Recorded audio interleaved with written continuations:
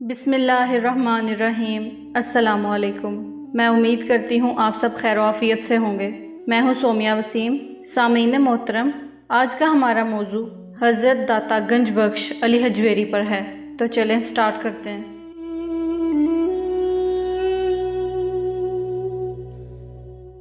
برِ صغیر پاک و ہند کے عظیم مرتبت امام طریقت رموز شریعت صاحب کرامات بزرگ حضرت داتا گنج بخش علی حجویری رحمۃ اللہ علیہ کی شخصیت کسی تعارف کی محتاج نہیں۔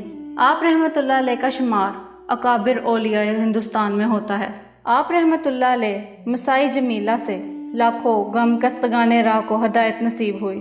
سلسلہ چشتیہ کے جلیل القدر بزرگ حضرت خواجہ معی الدین چشتی رحمۃ اللہ علیہ اجمیر شریف روانہ ہونے سے قبل آپ کے مزار پر حاضر ہوئے، معتکف ہوئے اور وقت رخصت یہ شعر بطور نذرانہ عقیدت حضور داتا گنج بخش کی شان میں پیش کیا، جس کا ورد آپ کے محبین کی زبان پر اکثر رہتا ہے۔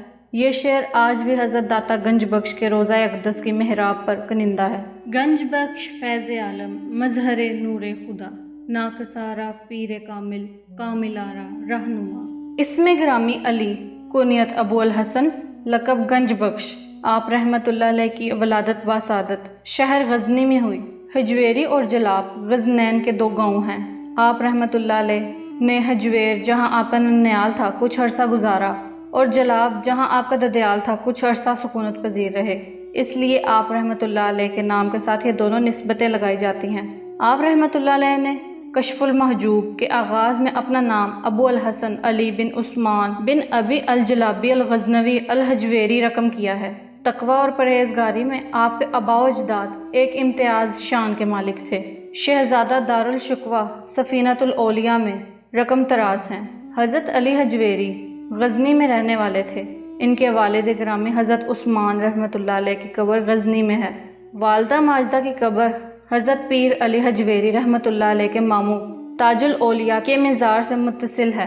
آپ رحمۃ اللہ علیہ کا خانوادہ زیادہ تقوی کے لیے مشہور ہے۔ سن 400 کو حضرت عثمان رحمۃ اللہ علیہ کے گھر آسمان ولایت کا یہ بدر کامل طلوع ہوا۔ آپ رحمۃ اللہ علیہ حسین سید ہیں۔ سلسلہ نسب چند واسطوں سے حضرت علی رحمۃ اللہ علیہ کرم اللہ وجہ سے ملتا ہے۔ حضرت سید علی حجویری بن حضرت عثمان رحمۃ اللہ علیہ۔ آپ رحمۃ اللہ علیہ حسین سید ہیں۔ سلسلہ نسب چند واسطوں سے حضرت علی رضی اللہ تعالیٰ عنہ سے ملتا ہے۔ حضرت سید علی حجویری رحمۃ اللہ علیہ بن حضرت عثمان، حضرت سید علی بن حضرت سید عبد الرحمن بن حضرت سید عبداللہ شاہ شجاع بن حضرت سید ابو الحسن علی رحمۃ اللہ علیہ بن حضرت سید حسن اصغر بن حضرت سید زید بن حضرت امام حسن رضی اللہ تعالیٰ عنہ بن حضرت علی رضی اللہ تعالیٰ عنہ۔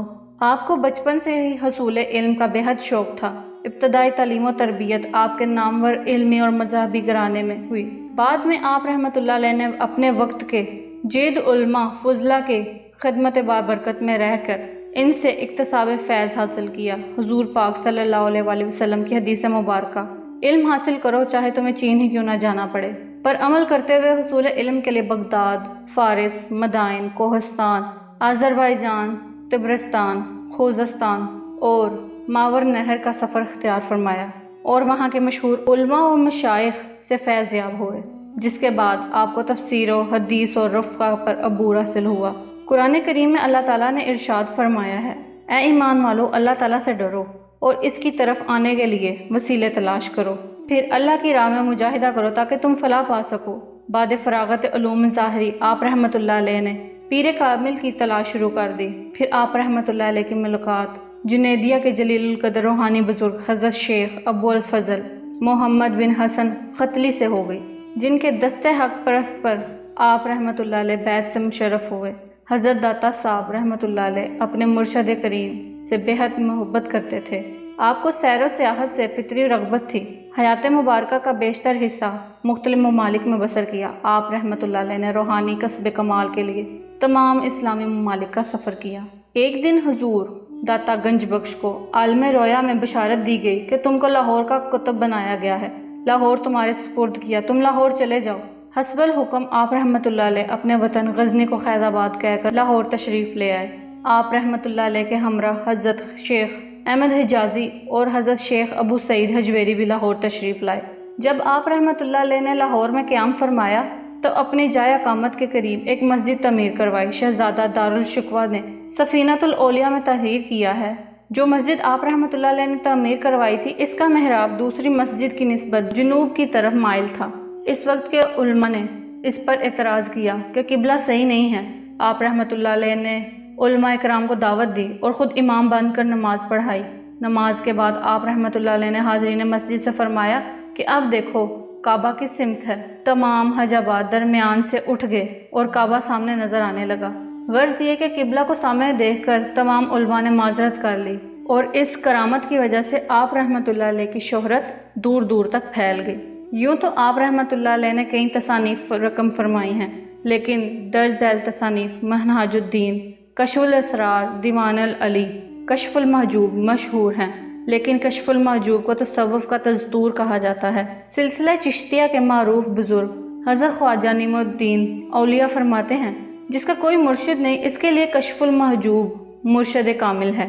آپ کے ساتھ حضرت داتا گنج بخش کی ایک کرامت شیئر کرتی ہوں۔ جس وقت حضرت داتا گنج بخش رحمۃ اللہ علیہ تبلیغ اسلام کی خاطر غزنی سے لاہور تشریف لائے، جس جگہ اب آپ کا پانی والا چشمہ بہتا ہے، وہاں درخت کے سائے میں قیام فرمایا۔ ان دنوں شہر لاہور اور گرد و نواح کے لوگ اپنے مویشیوں کا ایک رگ کا دودھ لاہور کے ہندو جوگی رائے راجو کو، یعنی کوتوالے شہر گورنر لاہور کو دیا کرتے تھے۔ ان کے قیام کے تیسرے دن ایک بڑھیا دودھ اٹھائے جوگی کو دینے جا رہی تھی۔ حضرت داتا گنج بخش نے بلا کر بڑھیا سے دودھ قیمتاً مانگا، تو بڑھیا نے جواب دیا کہ میں یہ دودھ لاہور کے کوتوال رائے راجو جوگی کو دینے جا رہی ہوں۔ اگر میں نے یہ دودھ آپ کو دے دیا تو میرے جانور دودھ کے بجائے خون دینا شروع کر دیں گے۔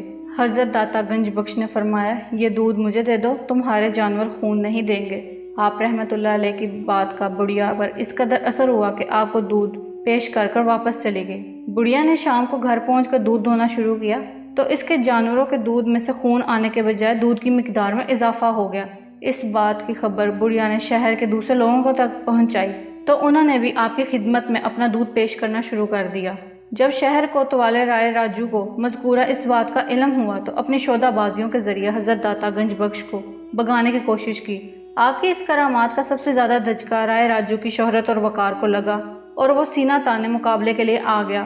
آپ رحمۃ اللہ علیہ نے ہر چند اسے سمجھانے کی کوشش کی کہ ہم کوئی شودہ باز نہیں، ہٹ درمی نہ کرو، باز آ جاؤ، مگر وہ جوگی آپ رحمۃ اللہ علیہ کی حقیقت پسندانہ بات کو آپ کی کمزوری سمجھ کر باز نہ آیا اور فضا میں اڑ کر شودہ بازی کا کرتب دکھانا شروع کر دیا۔ آپ نے اپنی پاپوش مبارک یعنی کہ جوتی کو ہوا میں اچھالا اور چند لمحوں میں رائے راجو کو زمین پر پٹک دیا۔ زمین پر گرتے ہی اس سے حق کے جلوے نظر آنے لگے۔ وہ اٹھا اور معافی کی درخواست کرتے ہوئے کلمہ حق پڑھنے کے لیے حلقہ بگوش اسلام ہو گیا اور پھر یہیں کا ہو کر رہ گیا، اور آپ سے ظاہری اور باطنی علوم کی تکمیل کے بعد اسلام کا ایک عظیم ملیح بن گیا۔ اس کے قبول اسلام سے شودہ بازی دم توڑ گئی اور اس کے اسلام لانے کی خبر دور دور تک پھیل گئی، جس سے تبلیغ اسلام کے لیے حالات سازگار ہوتے چلے گئے اور لوگ پنجاب کے گوشے گوشے میں حضرت داتا گنج بخش کے پاس حاضر ہونے لگے اور شب و روز آنے جانے والوں کا تانا بانا بند گیا۔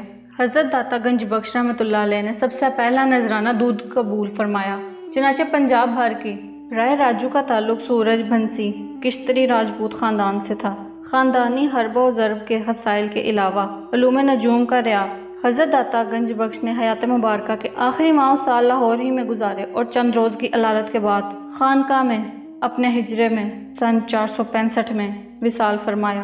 آپ رحمۃ اللہ علیہ کی نماز جنازہ آپ کے خلیفہ حضرت شیخ ہندی نے پڑھائی۔ لاہور میں آپ کا مزار آج بھی مرجع خلاف ہے۔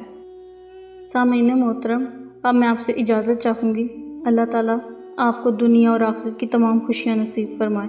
اپنا اور اپنے سے جڑے ہوئے تمام لوگوں کا خیال رکھیے۔ فی امان اللہ۔ اللہ حافظ۔